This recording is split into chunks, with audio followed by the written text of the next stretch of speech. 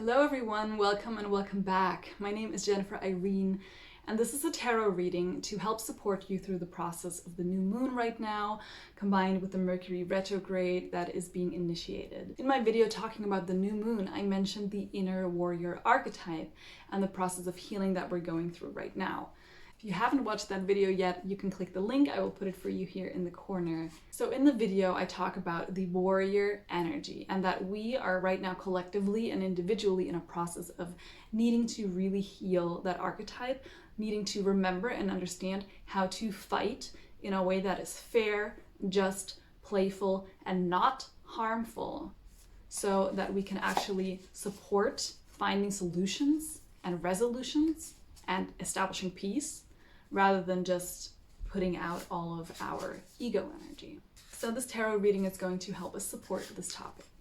I have 3 decks here today: the Dream Vision Tarot, the Mother Peace Tarot, and I also have some Animal Spirit Archetype cards here. So I invite you to close your eyes if you want to, take a deep breath, tune yourself into the energy of this collective reading, and I give thanks to all of the beautiful messages that we will receive, that they may help us find more clarity, that they may help us find inspiration and abundance, and that we are able to connect to our highest self, our authentic self,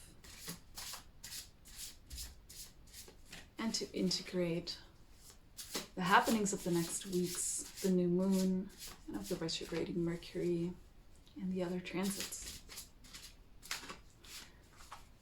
So first I would like to ask, what does our inner warrior need right now? What is going on? What does it mean? So this is the card that came out. It's the 3 of Swords. This typically is connecting us to the realm of air, of words, of actions, of communication, and Mars as well, the classical warrior figure in astrology, is also in Gemini right now. Will be conjuncting Jupiter and then will be sextiling that Mercury. So it really highlights this Gemini energy for me, this understanding of how we relate to each other, relate to the world. Gemini is the immediate action and interaction. It's the immediate response within the environment. And this warrior seems to be heartbroken, yeah? This is the classical card of inner conflict between the heart and the mind. This is a card of instability, but ultimately all instability is needed for growth, for movement, for momentum. But it is a moment where we do not yet have a clear foundation of something. It's a process with all of this blue energy. For me, it feels like for me, these are topics that are relating here to our minds, to our how we think, how we use our brain, how we use our capacity to envision. Because how you really envision something, if you envision a conflict being resolved peacefully, you will go into that conflict with maybe a different set of defense tools and a different approach than if you already envision the conflict to not go well. Because what you're doing there is not only envisioning. With those visions, you are tuning yourself into frequencies and you are slowly manifesting yourself into that reality. So what we do, how we utilize our brains, what we do with our thoughts is a really important factor for how we influence the opportunities, the realms of possibilities that we can then access and connect with. This is really about healing old, deep heart wounds. So also about going into this process of analyzing that inner warrior. When was that warrior told to shut up? When was that warrior locked in a cage? When was that warrior told that it's bad, that it's evil? And this topic of healing also the masculine warrior, it comes with generations of going into different directions, into different extremes. Extreme toxic masculinity, extreme soft receptivity, and understanding how both extremes are not a balance, and how actually that true balance, that true middle can be found and cultivated, where things need to be learned again. But before learning them, we need to let go of the pain and the fear that we think comes with even learning them. Because if we want to acquire a skill, but we feel that that skill is connected to something horrible, then truthfully, internally, you may not want to even really learn it or really understand it. So finding out where have we experienced that pain, and what has caused us to demonize an archetype, what has caused us to demonize an energy to the point that we want to lock it away, throw it out, disregard its existence, hide away from it. So yeah, this is a big heart healing that is needing to happen. It feels very soft. It's a sharpness that is combined with a softness. Yeah, how are we able to do that? How are we able to combine softness with sharpness? How are we able to dream and vision and really channel information down and integrate it? But also this tells me that we are in cycles. Yeah, we have the moon here. This is about going to the nocturnal realms. This is about doing the reflective work of the unconscious, of the subconscious. This is about doing shadow work, archetypal work.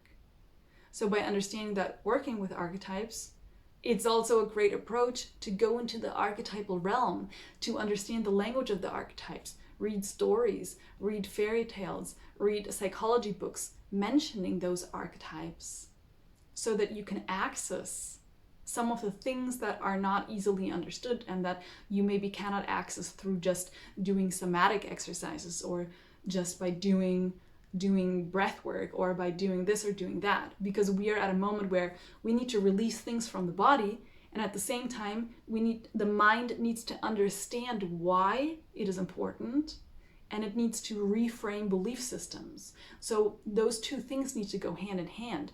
Yes, we need to do the somatic work, and we also need to do the mental work. And this right now is showing us that we really need to do that mental work, because we need it in integration with the heart process that we are in right now. So let me take the Mother Peace deck and ask for support in the integration. How do we achieve this? And also, what is the teaching that this Venus is bringing us? Yeah, traveling all through Virgo. How can we support this process? And what will help us to achieve this healing in the best possible way? What is going to support that healing? Support that integration of mind and heart. So this card came out, and this is the Nine of Wands. This is a powerful card. This is a fire energy. The wand is fire, spirit, belief. And 9 is at the end of a cycle, just before the beginning of the new. It's really the finishing up, the culminating. And as you can see, this is a figure who is sitting there in kind of a meditative pose. I feel these kundalini snakes, these kundalini spirals rising, but also this fiery aspect, these flames, these candles. They are reminding me of the big, feathery, decorative headpieces that are often worn that are often worn by native tribes, to really honor the wisdom and the offerings and the teachings and the initiations that they have gone through, that often carry a deep significance and meaning and cannot just be worn by anyone, but they need to be earned, and you need to grow into them. And this is almost like growing growing into that fire. It's like this whole warrior archetype is something that can be shining, can be bursting, while we are rooted in calmness, while we are rooted in stillness. So having those practices to really understand then what to do with that energy. So that's a really important aspect. When we do healing work, we are releasing a lot. And when we are inviting in archetypes, we want the warrior archetype to receive a place again at the table. But then we also need to understand it and what it needs, what it wants to do. Because if it then just appears at the table and starts saying things, starts doing things that we are not ready for, we're not prepared for, we don't know how to deal, the same thing might happen all over again, where we're just like, okay, this was a bad idea, let's shut it away again. So when we do healing work, we're releasing a lot of energy. If you're working with the inner warrior archetype, you will be releasing a lot of repressed pain, anger, woundedness, desire to fight, urge to move. Maybe you will even be scared by some of that. Maybe you are a very peaceful, calmful person and you didn't remember how it feels to want to punch or fight or hurt or hit. And then all of a sudden, those feelings may be released anymore.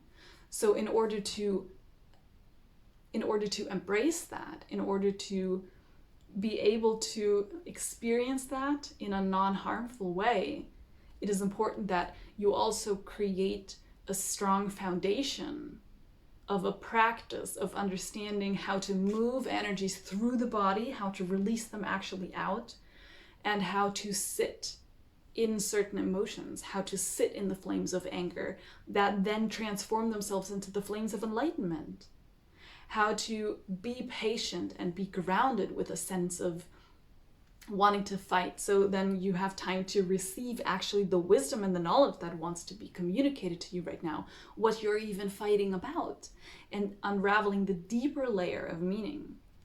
So to do that, really being able to have a strong basis, a strong foundation of techniques that you can use, that you can implement to deal with fiery energies. So having your own set of tools that you know work for you to be able to keep all of that contained.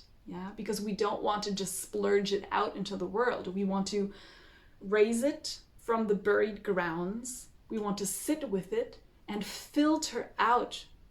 We want to filter the information, the important information. And then we want to integrate it in a supportive way. And we want to release all of the filtered out, unnecessary, manipulative energy that has come along with it. So because these beautiful descriptions are written in the book, I will read to you the 9 of Wands also from the guidebook here. A wise woman sits in repose to regenerate her energy for new enterprises and action. She has the wisdom and responsibility that has grown over time. She knows how to regenerate her own energy and take care of others. She has worked hard to achieve sensitivity and knowledge. So for me, the key words here are sensitivity, knowledge, wisdom, and responsibility. And that's perfect because Mars is traveling right across the conjunction with Jupiter, and Jupiter is the embodiment of wisdom. It's the grand archetype of knowledge that has been integrated and that has been cultivated over time, over really establishing foundations and making it your own, really understanding it and owning it, and being a responsible, wise teacher. So that warrior energy needs to understand also how to be wise, how to be responsible. And a responsible warrior does not just pick a fight. A responsible warrior does not harm, does not abuse, does not manipulate. A responsible warrior understands how to set boundaries, understands how to stay strong and confident in a perceived danger, understands when to act and how to act gracefully, and understands also the bigger purpose of the mission, which is establishing peace and harmony and balance once more. So this is beautiful, beautiful energy. Finally, I would like to also invite in an animal guide, a spirit guide, to bring us some additional support, inspiration, and messages for this time, and offering also itself to become a guide, to be called upon, so that we may integrate its wisdom and that it may help us support this process of transforming. This is a beautiful energy. This is the monkey card, and this is the element of earth.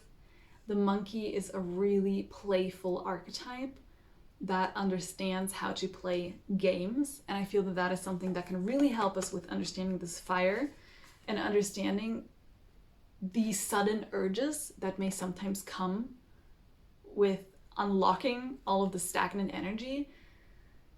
Is remembering how to be playful with it in a consensual way. So maybe seeking out a sport that helps you to release it, like going boxing, or doing something ultra competitive, or doing something where, and that can also be chess, like you don't even have to be physically active if that's not your style of transforming this, and if that's also not your inner warrior archetype's mood.